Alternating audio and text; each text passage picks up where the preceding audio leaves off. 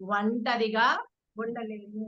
ఎందుకంటే అది నేచర్‌లో ఉండే తత్వం. మనం ఒంటరిగా జీవించలేము. అయితే మనం ఎ ఎలా ఈ ఒంటరిగా ఉండకూడదు అంటే అందరిని కూడా మనం కలుపుకొని పోవాలి. లేకపోతే మనకి చాలా ఇబ్బందులయిపోతాయి. మనుషులందరూ ఒకేలాగా ఉంటారా సార్ నరసింహమూర్తి గారు? అన్ మ్యూట్ అందరూ ఒకలా మ్యూట్‌లో ఉంటారు కదా మేడం. అందరూ ఒకేలా ఉండరు. మనుషులు ఎన్ని రకాలుగా ఉంటారంటే, మనుషులు 3 రకాలుగా ఉంటారు. ఒకటి ఆడిటరీ పీపుల్, 2 విజువల్ పీపుల్, 3 కైనెస్టిక్స్. ఇప్పుడు చక్రధర్ సార్ ఉన్నారు. చక్రధర్ సార్‌కి అందంగా కనిపించాలి ఎవరైనా కూడా. అందంగా కనిపిస్తే వాళ్ళు చెప్పిందంతా ఈయన వింటారు. ఆళ్ళేదైనా సహాయం అడిగితే చేస్తారు. మరి మోహిత్ ఉన్నాడు. మోహిత్‌కి మంచి వాయిస్ అంటే ఇష్టం. ఎవరు వాయిస్ అయితే బావుంటుందో, ఎవరైతే చక్కగా చెప్తారో, వాళ్ళు ఏం చెప్పినే మోహిత్ చేసేస్తుంటారు. మన స్వామినాయుడు గారికి చూడడం ఇష్టం లేదు. వినడము ఇష్టం లేదు. ఆయన చెయ్యి పట్టుకొని షేక్ హ్యాండ్ ఇచ్చి ఇలా ఊపి, ఆయనకొక హగ్ ఇచ్చి, ఆయన కాళ్ళకి దండం పెడితే, ఆయన ఏ పనైనా సరే చేసేస్తారు. అంటే ఒక్కొక్క మనిషి యొక్క తత్వం ఒక్కొక్కలాగా ఉంటుంది. ఒక్కొక్కరికి ఈ 3 గుణాలు కూడా ఉండొచ్చు. ఫర్ ఎగ్జాంపుల్ మన వరబాబు గారేమో ఈరోజు సెషన్‌లో జాయిన్ అయిపోయారు. వాళ్ళ ఆవిడకి చాలా కోపం వచ్చింది. ఎప్పుడు ఇంపాక్టేనండి చూస్తున్నాను 1 ఇయర్ నుంచి అసలు పట్టించుకోరు ఏమి లేదు. నాకు మా ఆయనొస్తే బెడ్‌రూమ్‌లో పడుకోవడానికొస్తే ఈరోజు చాలా నేను ఈరోజు ఏదో చేసేస్తున్నాను ఆయనకి వదలనింకా అని అనుకుంటారు. ఈయనేమో సెషన్ అయిపోయిన తర్వాత నెమ్మదిగా వెళ్లి, "ప్రియా, ప్రియా బజ్జుండిపోయావమ్మా" అని అనుకుంది. ఆవిడి ఆడిటరీ అనుకోండి. అబ్బా! మా ఆయన నన్ను ప్రియా, ప్రియా అని పిలుస్తున్నారు అని చెప్పి ఇందాకలున్న కోపం మరిప్పుడుండదు. కూల్ అయిపోతారు. మరి ఇక్కడున్నారు కదా! గుడ్ స్పీచ్ మన సుభాషిణి మేడం గారు. ఆవిడేంటంటే చాలా రొమాంటిక్‌గా ఉంటారు. ఈ మంచి చీర కట్టుకొని వాళ్ళ ఆయన ముందుకు వెళ్తారు. అటు ఇటు తిరుగుతుంటారు. కానీ వారి సారు పట్టించుకోరు. ఏమీ అనరు. ఆవిడకి వాళ్ళ హస్బెండు దగ్గరకొచ్చి హగ్ చేసుకొని, "వావ్! ఈ చీరలో ఎంత బాగున్నావో" అని ఆయన అంటే ఈవిడ పరవశించిపోవాలి, సంతోషించాలని ఉంటుంది. కానీ వాళ్ళ హస్బెండ్ అలా అనరు. ఈవిడెళ్లి "ఏవండీ ఈ చీర ఎలా ఉందంటే" "హ్మ్. బావుంది" అంటారు. అన్నప్పుడు ఛీ! వీడేం మొగుడండి బాబు అనవసరంగా. ఛీ! ఇతన్ని చేసుకునే కంటే ఆ పక్కింటి పరమేశ్వరుడిని చేసుకుంటే బావుండేది అన్నట్టుగా ఫీల్ అయిపోతారన్నమాట. ఎందుకంటే ఆయనొచ్చి ఒక హగ్ చేసుకొని ఎంత అందంగా అన్నావు అంటే ఈవిడ ఆయన చెప్పిన పనులన్నీ చేసేసేవాళ్ళు. రోజంతా కాదు అన్ని రాత్రంతా కూడా ఏదో ఒక పని చేసుకుందామని చేసేవాళ్ళు. కానీ ఆవిడ స్టైల్ స్టిక్. ఆవిడకి హగ్ చేసుకొని, చక్కగా ఒక టచ్ ఇచ్చి, ఒక చిలిపిగా ఒక బుగ్గ గిల్లి, ఒక చిన్న ముట్టికాయ కొట్టి, అలా చేస్తే బావుంటుందనిపిస్తారు. కానీ ఆవిడకి కాదు. కానీ అతను ఏం చెప్పినా ఈవిడ వినాలి అంటే, ఈవిడికి నచ్చినట్టుగా గాని ఆయనున్నారనుకోండి, ఇంక అంతే. మేడం గారు మొత్తం సరెండర్ అయిపోయినట్టే. అన్నీ చేసేస్తా ఉంటారు. మన ఆఫీసులో బాసున్నారు. మనకి లీవ్ కావాలి. మనకి లీవ్ అనేది కావాలి. మనం వెళ్ళామనమాట. ఇంత పెద్ద లెటర్ రాసుకొనెళ్ళాం. మహారాజశ్రీ ఏదో ఒకటి అలా రాసేసెళ్ళాం. ఇలాగా పట్టుకొని. ఏంటా కాగితం? అన్నది. సార్ లీవ్ కావాలి సార్. ఎందుకు? లీవ్ కావాలని అడిగిన దానికి చేటబారటం ఏంటి? అటు పెట్టు. లీవే కదా! సరే వెళ్ళు అంటారు. అతనికి అవంతా చదవాలంటే చికాకు. ఒకసారి వాయిస్‌తో చెప్పేస్తే సరిపోతుంది. అలాంటప్పుడు మనం ఏం చేయాలి? మన బాస్ గాని, మన ఫ్రెండ్స్ గాని, మన పక్కింటి వాళ్ళు గాని, ఎదురింటి వాళ్ళకి గాని, ఎవరికైనా సరే వాళ్ళు దేనికోసం వాళ్ళు నచ్చుతారు. ఏది నచ్చుతుంది? వాళ్ళ ఆడిటరీ పీపులా? కైనెస్టిక్సా? విజువలా? అది కనుక్కొని మనం ఆ రకంగా వాళ్ళకి గాని అప్రోచ్ అయ్యామంటే మన పని సులువైపోతుంది. ఒక ఆఫీసరు ఒక సబార్డినేట్ ఒక ఆఫీసర్ దగ్గరికెళ్ళి ఒకటి అడిగాడన్నమాట. ఏంటంటే, "సార్ మా పనులు చేసుకోవాలంటే కనీసం మీరు లంచం తీసుకోరు సార్. మరి ఏమి ఇచ్చినా మీకు అవసరం లేదు సార్. మీకు దండం పెట్టినా కూడా నచ్చదు సార్. లాస్ట్‌కి మీకు పొగిడినే కూడా ఇష్టముండదు సార్. మీరంతా మంచివాళ్ళు సార్. మీకు పొగడత కూడా ఇష్టముండదు అనన్నారు. వెంటనే వీడి పనయిపోయింది. ఎందుకంటే ప్రతి మనిషిలోని ఏదో ఒక ఉంటుంది. పొగడ్తేనే కావాలి, డబ్బులేనే కావాలి, ఇంకో రకంగానే ఏమైనా ఆశిస్తా ఉంటారు. ఈ 3 రకాల్లో మనిషికి ఏ రకమైనటువంటి నైజం ఉందో మనం తెలుసుకొని మనం ఆ రకంగా అప్రోచ్ అయితే, వాళ్ళకి, మనకి మధ్య ఉండే ఆ రిలేషన్ అనేది స్ట్రాంగ్ అయిపోతుంది. మన పననేది సులువవుతుంది. అందుకని చెప్పి ఆడిటరీ పీపులా, కైనెస్టిక్ పీపులా, లేదంటే విజువలా అనేది మనం గమనించాలి. గమనించి దాని ప్రకారం మనం చేస్తూ ఉండాలి వర్క్. అలాగే మంచి మానవ సంబంధాల కోసం మనం ఏంటి నేర్చుకోవాలి? పిల్లలకి తల్లిదండ్రులు పెద్ ఎక్కువగా ఆస్తి ఇవ్వాలనుకుంటారు. బాగా తెలివితేటలు ఉన్న వాళ్ళై ఉండాలనుకుంటారు. కానీ చిన్నప్పటి నుంచే ఫ్యామిలీలో మనం కొన్ని విషయాలు వాళ్ళకి నేర్పించడం ద్వారా వాళ్ళు అద్భుతమైనటువంటి జీవితాన్ని జీవించగలరు. అవేంటంటే ఐక్యూ. ప్రతి మనిషికి తెలివితేటలుండాలి. ఏదో ఒక దగ్గర వాళ్ళు ఆళ్ళ తెలివితేటలని ఉపయోగించి వాళ్ళ లైఫ్‌ని అద్భుతంగా జీవించేటట్టుగా చేసుకోవడానికి ఐక్యూ అనేది అందరికీ ఉండాలి. ప్రతి వ్యక్తికి చిన్న పిల్లల నుంచి పెద్దవారికి ప్రతి ఒక్కరికి ఉంటుంది. అలాగే ఈక్యూ గురించి కూడా మనం చెప్పాలి. ఈక్యూ అంటే ఎమోషనల్ కోషెంట్. ఎప్పుడు మనకు బాధొస్తుంది? ఎప్పుడు మనం ఆనందంగా ఉంటున్నాం? ఎప్పుడు చిరాకు పడుతున్నాం? ఎప్పుడు మనకి కోపం వస్తుంది? మనకి ఎప్పుడు దుఃఖమొస్తుంది? ఇలాంటివన్నీ మనకి తెలుసుకుంటే, ఆ టైంలో గాని మనం బ్యాలెన్స్‌డ్‌గా ఉంచుకుంటే, అవతల వ్యక్తితో, అవతల ఇబ్బంది పెట్టే వ్యక్తితో మన తాలూగా రిలేషన్ అనేది దెబ్బతిందు. కొంతమంది కావాలని మనకి ఇబ్బంది పెట్టే ప్రయత్నం చేస్తారు. కొంతమంది అనుకోకుండా జరిగిపోతుంటుంది.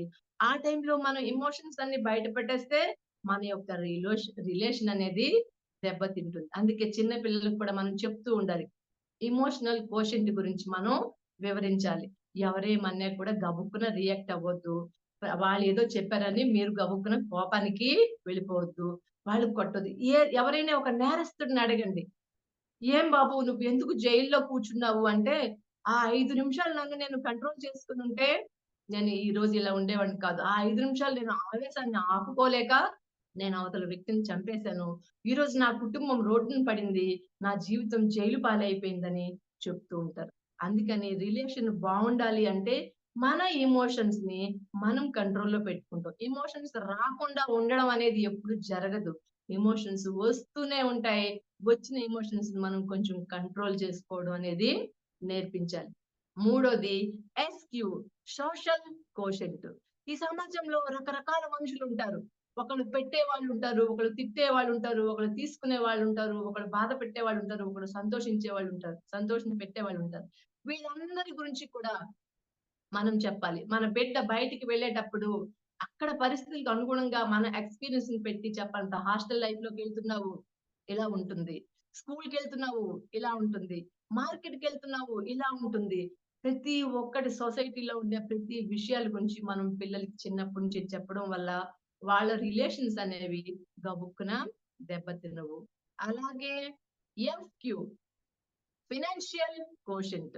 చిన్నప్పటి నుంచి పిల్లలకి పొదుపు చేయడం అనేది, డబ్బు ఆదా చేయడం అనేది, సంపాదించిన డబ్బుని జాగ్రత్తగా ఖర్చు పెట్టుకోవడం అనేది మనం చిన్నప్పుడే వాళ్ళకి నేర్పించాలి. మన ఇంటి బాధ్యతల్లో కొన్ని బాధ్యతలు కూడా వాళ్ళకి ఫైనాన్షియల్‌కి సంబంధించి ఇచ్చి, వాళ్ళకి షాపింగ్ చేయమంటము, అలాంటివన్నీ నేర్పించడం వల్ల, వాళ్ళు సడెన్‌గా ఏ రోజైనా సరే ఫైనాన్షియల్ క్రైసిస్ వచ్చేటప్పుడు, అమ్మో! మా నాన్న అప్పుడు చెప్పారు. నేను వినలేదు. అందుకే ఇలా అయింది. డబ్బు చాలా దాచుకోవాలి అని చెప్పి వాళ్ళు జాగ్రత్త పడతారు. ఈ ఫైనాన్షియల్ కోషెంట్ కూడా మనం నేర్చుకోవాలి. అంతే కాకుండా ఏక్యూ అడ్వర్సిటీ కోషెంట్.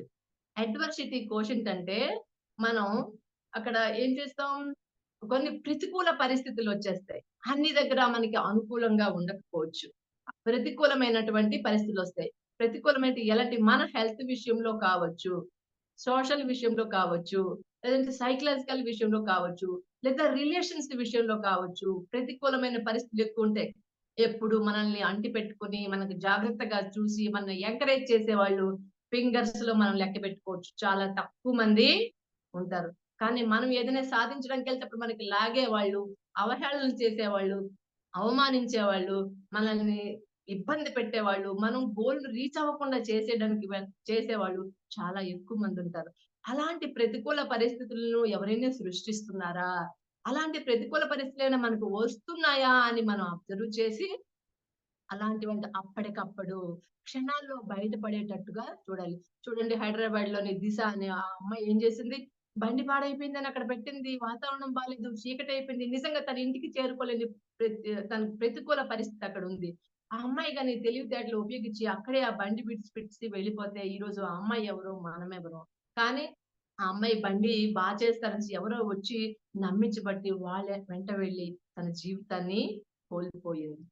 అందువల్ల ఇటువంటి ప్రతికూలమైనటువంటి పరిస్థితిలో కూడా మనం మన హ్యూమన్ రిలేషన్స్‌ని దెబ్బ తీసుకోకుండా ఎలా మన జీవితాన్ని మనం ముందుకు తీసుకెళ్ళొచ్చు అనేది కూడా మనం తెలుసుకోవాలి. సోషల్ కోషెంట్‌లోని కొన్ని అంశాలుంటాయి. అంటే నిన్ను నువ్వు తెలుసుకో. నీ గురించి నువ్వు ప్రతిరోజు తెలుసుకోవాలి. నీతో నువ్వు మాట్లాడుకోవాలి. నీతో నువ్వు మాట్లాడుకోకపోతే ఒక అద్భుతమైనటువంటి మనిషితో మాట్లాడే ఛాన్స్‌ని మిస్ అయిపోతావు. ఎందుకంటే, మన ఆలోచనలు 60,000 ఒస్తాయి ఒక రోజులో. ఏ మంచి ఆలోచనలొస్తే మనం మంచి పనులు చేస్తాం. చెడు ఆలోచనలొస్తే చెడు దారిలోకి వెళ్ళిపోతాం. కాబట్టి మనతో మనం మాట్లాడుకుంటూ ఉండాలి. ఇది మంచిదా? చెడ్డదా? అవునా? కాదా? దీని గురించి ఏమిటి? నేనేమిటి ఇలా చేస్తున్నాను? నేనేంటి ఇలా అయిపోతున్నాను? నేను చేయగలను. నేను చేయలేను. నేను చేస్తాను అని మనతో మనం అలాగూ మాట్లాడుకుంటూ ఉండాలి. మాట్లాడుకునేటప్పుడే మన యొక్క బిహేవియరు ఇతరుల వాళ్ళకి ఇబ్బంది పెట్టకుండా ఉండొచ్చు. నెక్స్ట్, కుటుంబంలో సంబంధాలు. ఈ ప్రపంచంలో ఎవ్వరైనా ఉంటారు. మనం పుడుతూనే ఒక కుటుంబంలో పుడతాం. అందరూ ఉంటారు. ఎవ్వరు లేని వాళ్ళని అనాథ అంటారు. ఆ బాధ అనుభవించిన వాళ్ళకే తెలుస్తుంది. కాబట్టి కుటుంబంలో ప్రతి వ్యక్తికి మనం సపోర్ట్ చేయాలి. అమ్మ రోజు బాధపడుతుంది. మన గురించి ఎంతో కష్టపడుతుంది. తను చేసే పనుల్ని అందరం కొంచెం కొంచెం మనం సర్దుకొని తనకి కొద్దిగా రెస్ట్ ఇస్తే తను ఇంకా ఉత్సాహంగా ఉంటుంది. మనకి ఇంకా ప్రేమించడానికి తనకి బోలెడు తనకి సమయం ఉంటుంది. మన కుటుంబాన్ని ఆనందంగా ఉంచుకోవడానికి కూడా అవుతుంది. అలాగే కాదు, స్నేహితుల గురించి కూడా మన సంబంధాలు చూసుకోవాలి. నా దగ్గరికి ఒక స్నేహం కోసం ఎందుకొస్తున్నారు? డబ్బు కోసం వస్తున్నారా? సోషల్ స్టేటస్ కోసం వస్తున్నావా? లేదా ఏదైనా ఇంకా అవసరం కోసం వస్తున్నారా? అని మనం చెక్ చేసుకోవాలి. ఒక్కొక్కసారి ఉంటారు. స్నేహితులనేవాళ్ళు మనం కష్టాల్లో ఉండేటప్పుడు ఆదుకుంటారు. మనం మంచి పొజిషన్‌లోకెళ్ళేటప్పుడు మనల్ని ఇంకా ప్రేమిస్తూనే ఉంటారు. కొంతమందుంటారు మన మనం ఏదైనా రకంగా కొంచెం మనం తప్పు చేసినా, లేదంటే వాళ్ళు మనల్ని మంచి మార్గంలో పెడతారు. మన దగ్గర డబ్బు లేనప్పుడు విడిచిపోవడము, హేళన చేయడము, అవమానించడము, మోసం చేయడము కొంతమంది చేస్తుంటారు. ఇలాంటి విషయాలు కూడా మనం అబ్జర్వ్ చేయడం వల్ల మన తాలూకా హ్యూమన్ రిలేషన్స్ అనేవి పెరుగుతాయి తప్ప తరగవు. అలాగే వృత్తిలో మన సంబంధం. మనం ప్రతి వ్యక్తి మనకొక కుటుంబం కావాలి. కుటుంబాన్ని పోషించాలంటే ఒక వృత్తిలో మనం స్థిరపడాలి. వృత్తిలో నుంచి వచ్చే మన ఆహ్, అమౌంటే మన కుటుంబాన్ని, మనల్ని ఒక స్టేటస్‌లో ఉంచుతుంది. కాబట్టి మన వృత్తిలోని మనం ప్రతి ఒక్కరితోని సంతోషంగా తెల్లవారి మన కుటుంబంతో కాకుండా ఎక్కువ వృత్తిలోనే మనం జీవిస్తూ ఉంటాం. అక్కడ ఉండే చుట్టుపక్కల ఉండే వాళ్ళతో రెపో బిల్డింగ్ చేసుకోవడం ద్వారా మన పనిని మనం సులువుగా చేసుకోవడం అనేది జరుగుతుంది. అక్కడికి వెళ్లి మన తోటి ఉద్యోగులతో ఘర్షణ పడతాం. మానసికంగా కుంగిపోతాం. మన బాస్‌తోనే మనకి క్లాషెస్ ఉంటాయి. మనల్ని సతాయిస్తుంటాడు. ఆ ఉద్యోగం కాకుండా మరొక దగ్గరికి వెళ్ళడం అనేది మనకి ఇంకొక పని రానప్పుడు మనం అక్కడ పని చేయలేకపోతాము. అక్కడే చేస్తూ ఉండలేకపోతాం. పని మానేస్తే మన కుటుంబం రోడ్డున పడుతుంది. అప్పుడు మన తాలూకా రిలేషన్స్ అన్నీ పోతాయి. అందరూ చెప్తారు, "ఏయ్! నీకు బుద్ధుందా? మీ సార్‌తో నువ్వు సరిగ్గా ఉండాలి కదా! ఏమిటి అలా ఉండవు? ఎంత మర్యాదగా ఉండాలి కదా! మీ బాస్ అతను ఎంతైనా. నువ్వేంటి ఇలా ఉన్నావు? నువ్వు అలా ఉండకూడదు" అని కొంతమంది సలహా ఇస్తారు. కొంతమంది అంటారు, మీ బాస్ అయితే ఏమైంది? వదిలే, నువ్వు వెళ్ళిపో. నీ పని నువ్వు చూసుకో" అని చెప్తూ ఉంటారు. రకరకాలుగా మన చుట్టూ చెప్తారు. అయినా కూడా మనకి ఆ వృత్తి ఎంత వరకు అవసరం, మన కుటుంబం కోసం, ఈ మన వృత్తిలో ఉండే వాళ్ళతోని రిలేషన్స్ మనకి ఏ రకంగా ఉంటే మనం సంతోషంగా, ఆనందంగా, ఫైనాన్షియల్‌గా ప్రాబ్లమ్ లేకుండా జీవించగలము అనేది మనం ఒక రకమైనటువంటి విచక్షణతో వ్యవహరించాలి. అప్పుడు మనకి ఏ బాధ ఉండదు. తర్వాత మనం మనకి తెలిసిన వారితోని, తెలియని వారితోని, ఈ ప్రకృతితోని, జంతువులతోని, పక్షులతోని ప్రతి ఒక్కరితోని మన హ్యూమన్ రిలేషన్స్ ఉండాలి. ఒక మొక్కకి మనం నీరు పోస్తేనే అవి మనకి ఫలాలిస్తుంది, పుష్పాలిస్తుంది, ఆహారాన్నిస్తుంది. సో, ఒక మొక్కని కూడా మనం ప్రేమించాలి. అది మనకి జీవితాన్నిస్తుంది. జంతువుల్ని మనం ప్రేమించాలి. ఎందుకంటే అన్‌కండిషనల్ లవ్ ఇస్తారవి. వాటిలిని చూడండి ఒక మనిషికి కూడా లేని విశ్వాసం కుక్కకుంది అంటారు. కుక్కల్ని, పిల్లిల్ని పెంచుకుంటూ ఉంటే ఆ ఆనందం మనకి చాలా హ్యాపీగా ఉంటుంది. ఎవరైతే కుక్కల్ని, పిల్లిల్ని పెంచుకుంటారో ఇతర మనుషుల మీద కూడా వాళ్ళు సాఫ్ట్ కార్నర్ కలిగి ఉంటారు. జంతువుల మీద ఎప్పుడైతే ఎవరైతే బాగా ప్రేమించుతూ ఉంటారో వాళ్ళకి కోపం అనేది రాదు. ఒక ఆనందంలో ఉంటారు ఎప్పుడు వాళ్ళు కూడాను. అలాగే మనం ఒకసారి ట్రైన్‌లో వెళ్తున్నాం. మనకక్కడ ఎవరు తెలీదు. గబగబా ట్రైన్ ఎక్కేసాం. ఒక సీట్‌లో కూర్చున్నాం. ఇంకొకళ్ళొచ్చారు. ఆ సీట్ పట్టి నాది అని లాగేశారు. మనకు వెంటనే కోపమొచ్చింది. అక్కడ ముష్టి యుద్ధాలు చేసాము. మన తల పగిలింది. వాళ్ళు గట్టిగా కొట్టారు. మన వాళ్ళెవరినో కొట్టారు. ఒక వ్యక్తి మన కుటుంబంలో చనిపోయారనుకోండి. ఎంత ప్రాబ్లమ్. అదే గాని మనం ఆ ఇతర వాళ్ళని కూడా గౌరవించి, పొలైట్‌గా మాట్లాడి, నేనిక్కడ కూర్చుంటాను. నాకు కొద్దిగా చోటివ్వండి అని అడిగితే, లేదంటే వాళ్ళతో మనం రెప్పబిలిచేసి స్నేహితంగా మెలిగితే, మనం అక్కడ పోలీస్ స్టేషన్‌కి వెళ్ళాల్సిన అవసరం లేదు. దెబ్బలు తగిలించుకోవాల్సిన అవసరం లేదు. మన ప్రాణం కూడా పోదు. అందుకే మనకి తెలియని వాళ్ళతో కూడా మనం మర్యాదగా ప్రవర్తించాలి. అప్పుడే మనం హ్యూమన్ రిలేషన్స్ అనేవి ఒక్కొక్కసారి ట్రైన్‌లోనే మనకి పరిచయం అవుతుంటారు. వాళ్ళు స్నేహితులుగా మారిపోతూ ఉంటారు. ఒకసారి ట్రైన్‌లో పరిచయమైన వాళ్ళు మనకి మందు, మాకు ఇచ్చి మన జీవితాన్ని నాశనం చేసేస్తా ఉంటారు. అందుకే ప్రతి వ్యక్తిని మనం అబ్జర్వ్ చేయాలి. తెలిసిన వాళ్ళని, తెలియని వాళ్ళని మనం అబ్జర్వ్ చేస్తూ మన హ్యూమన్ రిలేషన్స్ అనేవి మనము అనేది మన కుటుంబానికి చాలా ముఖ్యం. నీ ప్లేస్‌లో మరొకళ్ళు ఎప్పుడూ రారు. నువ్వు నడుస్తూ ఉంటే నువ్వు నడిచే బాటలో మరొక వ్యక్తి నడుస్తారేమో కానీ, ఆ బాటలో నువ్వే మళ్ళీ నడవాలంటే నువ్వే ఉండాలి. నువ్వు కాకుండా ఎవరు ఉండరు. నీ కుటుంబానికి నువ్వు అనేది చాలా ఇంపార్టెంట్. నా కుటుంబానికి నేనవసరం. నేను కాకపోతే ఇంకొక స్కూల్‌లో ఇంకొక టీచరొస్తారు. కానీ రోజా మేడం, పండా గారి భార్య, భవానీ ప్రియ గారి అమ్మ మళ్ళీ రాదు. సో, నేననేది బావుంటేనే నా కుటుంబం అనేది బావుంటుంది. నా కుటుంబం బావుంటేనే నేనెవరికైనా బాగా చేయగలను, చూడగలను. సో, మనకి తెలిసిన వాళ్ళ గురించి, తెలియని వాళ్ళ గురించి, జంతువులకి, వృక్షాలకి, పక్షులకి ఇవన్నింటికి కూడా మనం హ్యూమన్ రిలేషన్స్‌ని కని వాళ్ళతో కలిగి ఉండాలి. మనం ఆనందంగా ఉండడం కోసం, మంచి సంబంధాల కోసం మనం ఏమేమి చేయాలి? కొన్ని మంత్రాలున్నాయి. మొన్ననే వినాయక చవితి అయింది. ఓం వినాయకాయ నమః, ఓం గణపతాయ నమః అలా అని ఒకటి, ఒకటి, ఒకటి చెప్తున్నాం. ఎందుకు? దేవుడు మనకి వరాలిస్తాడు. మంచి, మంచి నగలు వేసుకోవచ్చు. మంచి, మంచి బట్టలేసుకోవచ్చు. కారులో షికారు చేయొచ్చు. అందరితో హ్యాపీగా ఉండొచ్చు. అలాంటి మంత్రాలే ఇంకా కొన్నున్నాయి. మన కుటుంబంలో ఇంకా హ్యాపీగా ఉండాలంటే. బాబు గారు వాళ్ళ ఆవిడతోని ఎప్పుడు చెప్తుంటారు ఈ మంత్రాలే.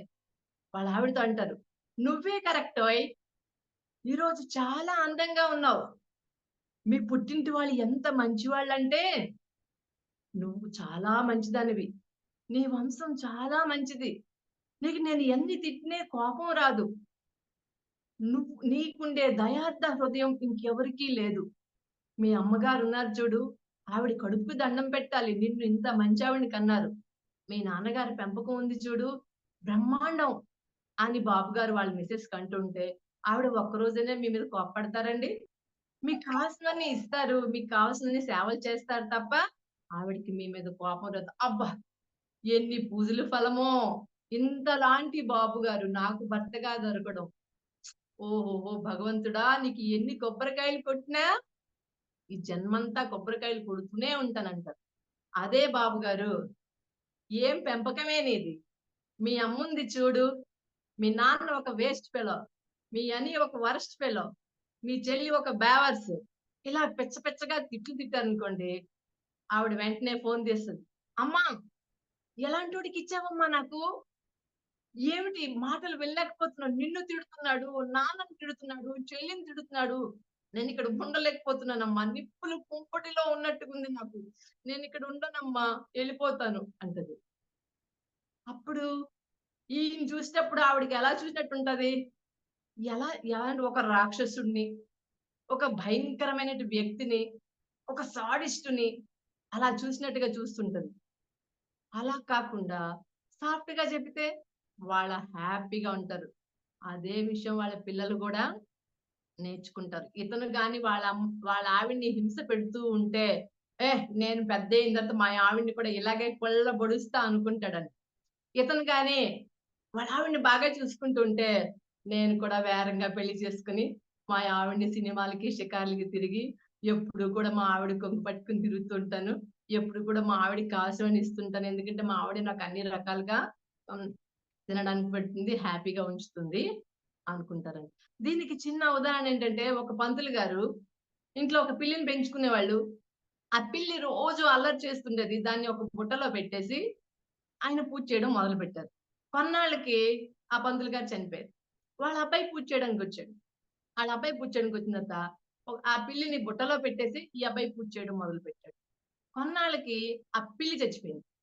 పక్కింటికెళ్ళి ఒక పిల్లిని అడుక్కు తీసుకొచ్చుకొని ఆ బుట్టలో పెట్టి ఇతను పూజ చేయడం మొదలుపెట్టాడు. ఎవరో చూసి అడిగారు. "ఎందుకు బాబు ఇలా చేస్తున్నావు?" అంటే, "మా నాన్నగారు రోజు పూజ చేసేటప్పుడు ఆ పిల్లిని బుట్టలో పెట్టి పూజ చేసేవాళ్ళండి. అవి నేను చూసి పెరిగాను. అందుకే నేను అలాగే చేస్తున్నాను" అంటారు. అంటే మన పిల్లలు, మన పెంపకం, మన తాలూకా బిహేవియరు ఏ రకంగా ఉందో అది చూసి వాళ్ళు పెరుగుతారు. ఇవన్నీ కూడా వాళ్ళ మీద ఖచ్చితంగా ఇన్‌ఫ్లూయెన్స్ ఉంటుంది. సో, మనం మన తాలూగా ఈ ఫ్యామిలీ వాతావరణాన్ని ప్రేమ, అనురాగం, బంధం, అనుబంధం, మమకారం వీటితో నింపితే పిల్లలు ఇంట్లోనే కాదు బయటకు కూడా వెళ్లి సంతోషంగా ఉండగలుగుతారు. అలాగే మన తాలూగా ఆనందం కోసం మనం 3 చేయాలి. 3 పనులు. Change your physiology, change your focus, change your meaning. Change your physiology అంటే మనసు బాలేదు, మానసికంగా డౌన్ అయిపోయారు. అప్పుడు మన శరీరాన్ని ఉపయోగించుకొని అటు తిరిగి, ఇటు తిరిగి, డాన్స్ వేసి, గంతులు వేసి, అటు వెళ్లి, ఇటు వెళ్లి మళ్ళీ మన తలగా మనసుని మంచిగా చేసేసుకోవచ్చు. మన శరీరం బాలేదు. అవిటిదయిపోయింది, కుంటిదయిపోయింది, ఆరోగ్యంగా లేదు. మనం మనస్సుని ఉపయోగించుకొని మానసికంగా స్ట్రాంగ్‌గా అయిపోయి, మనం ఏదో ఒకటి అచీవ్‌మెంట్ చేయొచ్చు. బాలాలత గారని ఒక ఆమె ఉన్నారు. ఐఏఎస్‌కి కోచింగ్ ఇస్తారు. ఆవిడ చిన్నప్పటి నుంచి డిజేబుల్డ్. కానీ ఆవిడ పొందిన అవమానాలన్నీ తట్టుకొని ఆవిడేం చేశారు? పెద్ద పెద్ద ఐఏఎస్‌లకి ఇప్పుడు కోచింగ్ ఇస్తున్నారు.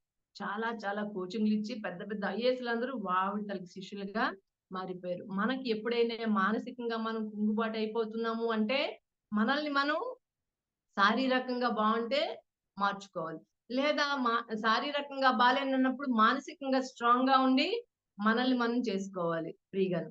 అలాగే మన కుటుంబంలో ఎవరైనా మానసికంగా కృంగుబాటుకి గురవుతున్నారు అంటే నేనున్నానని. నేనున్నాను నీకు. నీకేమీ అవ్వదు. పర్వాలేదు. నేనున్నానమ్మా. నేను చూసుకుంటానని ఒక భరోసా ఇవ్వడం ద్వారా ఆ రిలేషన్ అనేది బావుంటుంది. ఇలాంటి మానసికమైనటువంటి వాళ్ళ మీద ఒక బాధ్యత తీసుకోకపోవడం వల్ల, ఒక మద్దతు ఇవ్వకపోవడం వల్ల చాలా మంది ఆత్మహత్య చేసేసుకుంటున్నారు. చుట్టూ అందరూ ఉంటున్నారు కానీ వాళ్ళు ఒంటరిగా అయిపోతున్నారు. మానసికంగా కుంగుబాటుకి వెళ్ళిపోయి వాళ్ళు ఆత్మహత్యలు చేసుకునే ప్రయత్నం చేస్తున్నారు. Next change your focus. ఎప్పుడు కూడా నెగెటివ్ మాట్లాడకూడదు. దేవుడా నాకు ఏ జబ్బులు రాకూడదు అని కోరుకోకూడదు. దేవుడా నేనెప్పుడూ ఆనందంగా ఆరోగ్యంగా ఉండాలి అని కోరుకోవాలి. దేవుడా నాకు శత్రువులే ఉండకూడదు అని కోరుకోకూడదు. నాకు అందరూ మిత్రులైపోవాలి అని కోరుకోవాలి. దేవుడా నా బిజినెస్‌లో నాకు నష్టాలు రావద్దు అని కోరుకోకూడదు.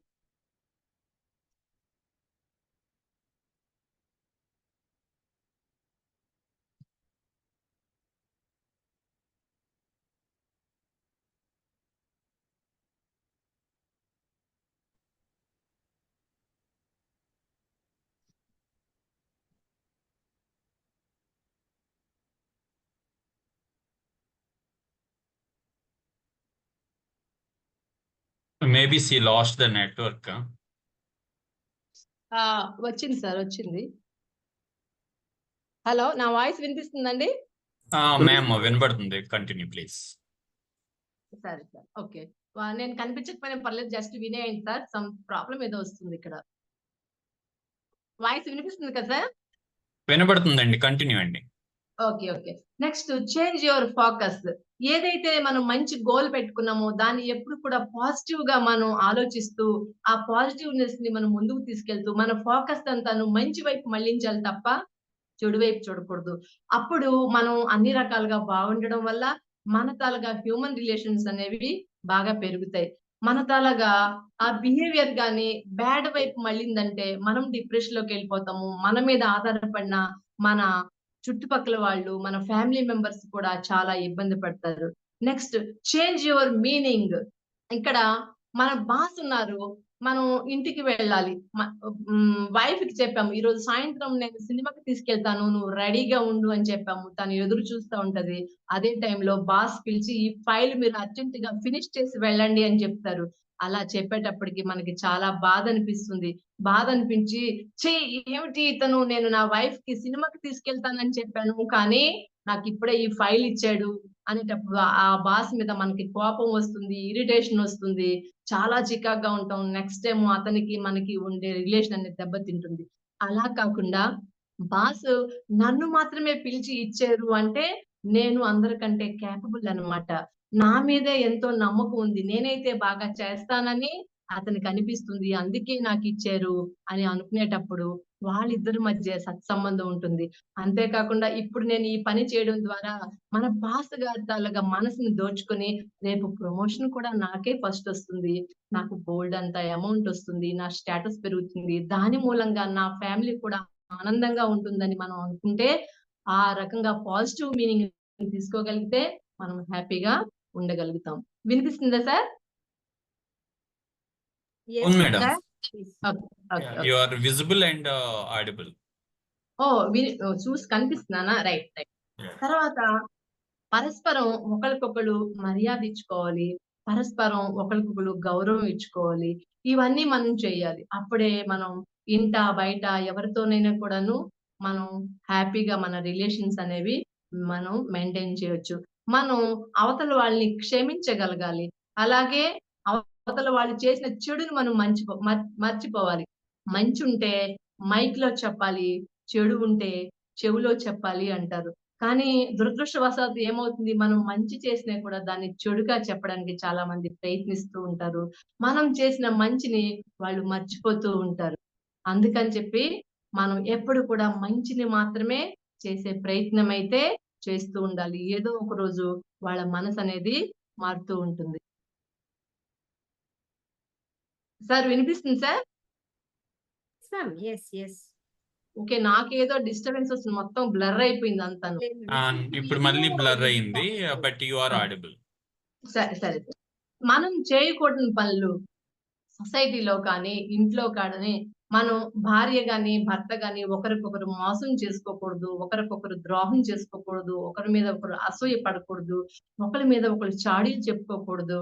అలాగే వాళ్ళు ఒకళ్ళకొకళ్ళు అవమానించుకోకూడదు. ఒకళ్ళకొకళ్ళు అపార్థం చేసుకోకూడదు. ఇవన్నీ చేసామంటే గనక మన రిలేషన్ అనేది పోతుంది.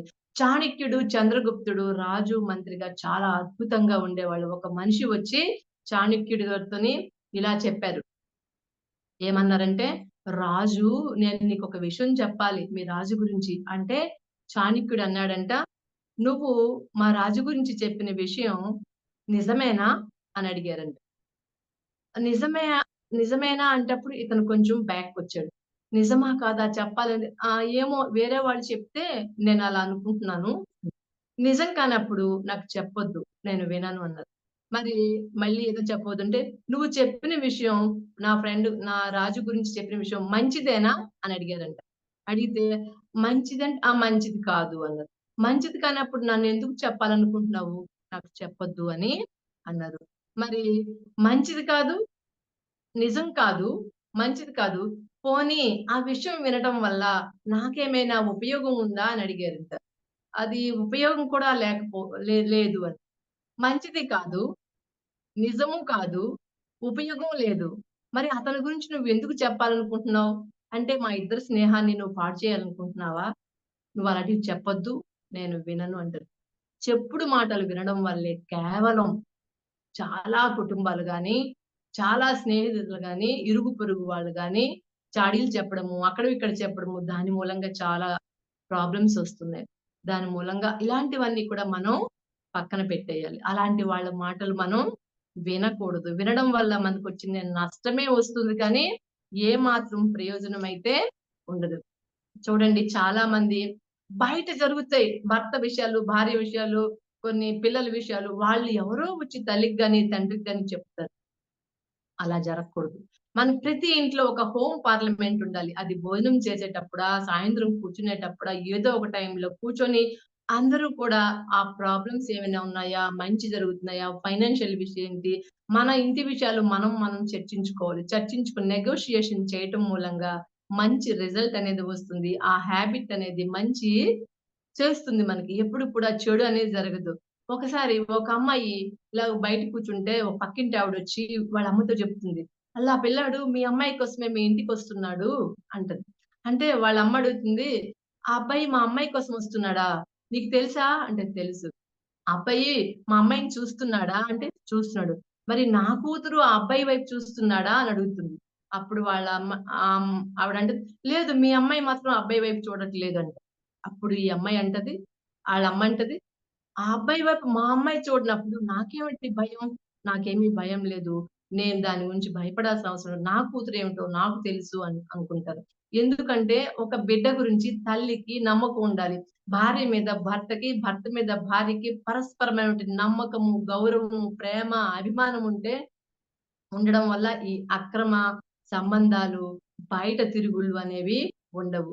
తర్వాత ప్రతి దాన్ని మనం యాక్సెప్ట్ చేయాలి. మన వయసుతో పాటు వచ్చే రకరకాలమైన మార్పులొస్తూ ఉంటాయి. మనం చిన్న పిల్లలుగా ఉండేటప్పుడు ఒక మెంటాలిటీ ఉంటాం.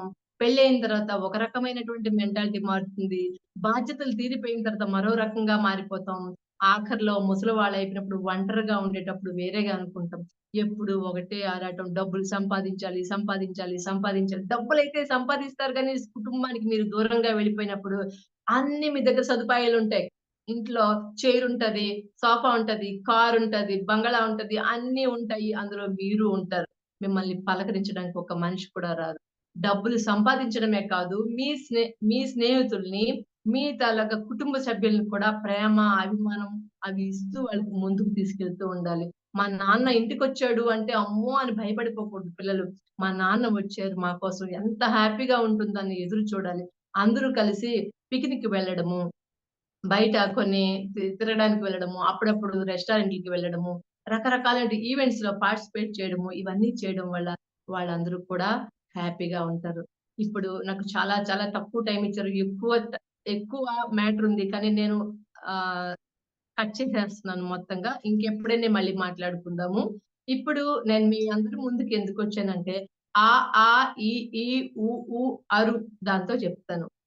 మీ అందరి పైన అభిమానంతో, ఆనందంగా, ఇలలో ఈ రకంగా ఉత్సాహంగా ఉంటూ, ఊపిరి ఉన్నంత వరకు రుణానుబంధాన్ని కలిగి ఉందామని నా యొక్క ఈ ప్రయత్నం.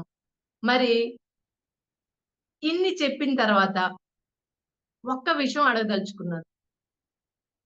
మీలోని ఒక మార్పు మీ కుటుంబానికి అవసరమా? కాదా? ఎవరైనా ఒకరు చెప్పండి. వినిపిస్తుందా? Yes, ma'am.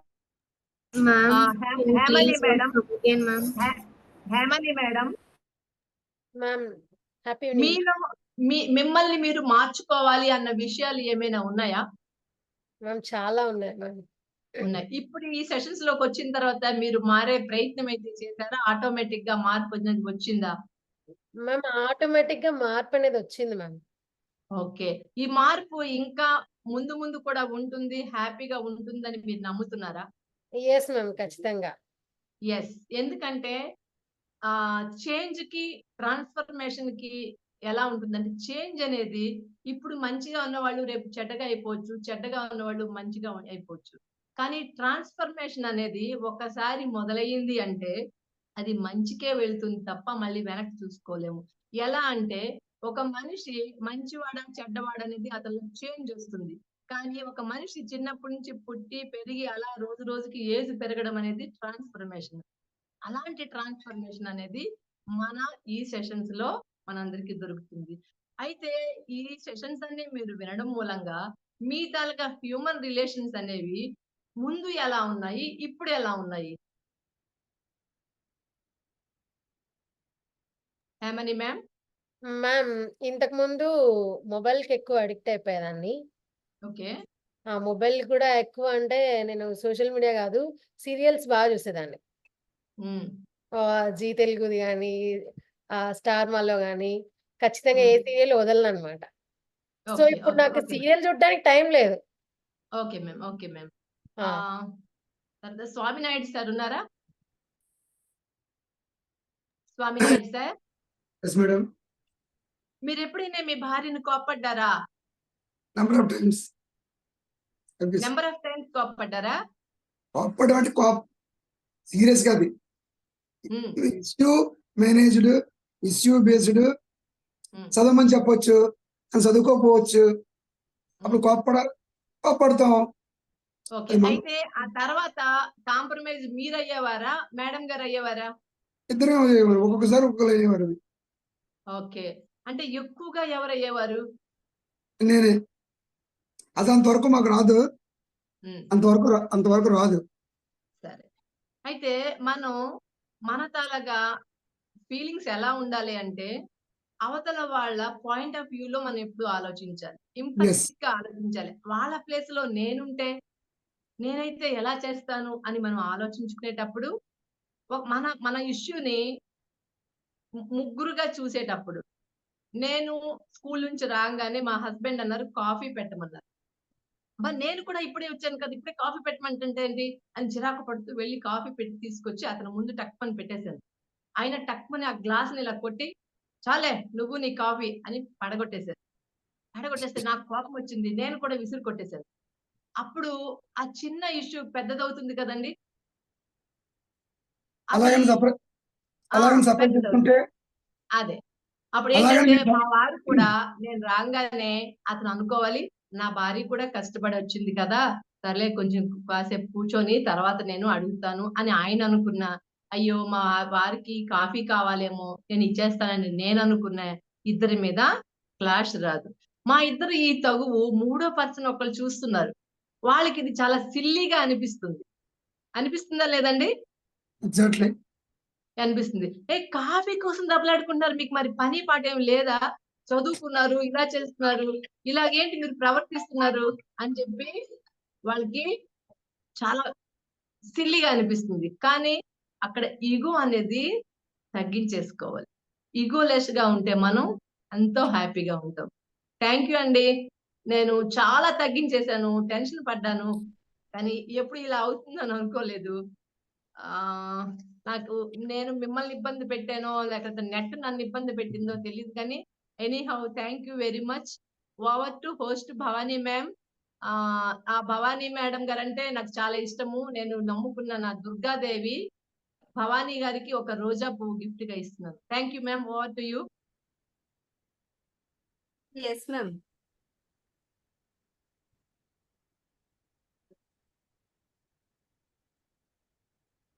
Yes, ma'am. Okay ma'am. Over to you ma'am. Okay, okay. Thank you, ma'am. Thank you. Thank you so much, ma'am. Thank you so much for your wonderful session. So exactly 9, 10 ఎర్లీగానే close చేసేసారు madam. పాపం అదే. డిస్టర్బెన్స్‌లో కూడా actually మనకి this is one of the experience you know. So మీరు కూడా next తర్వాత 1 second I'll stop.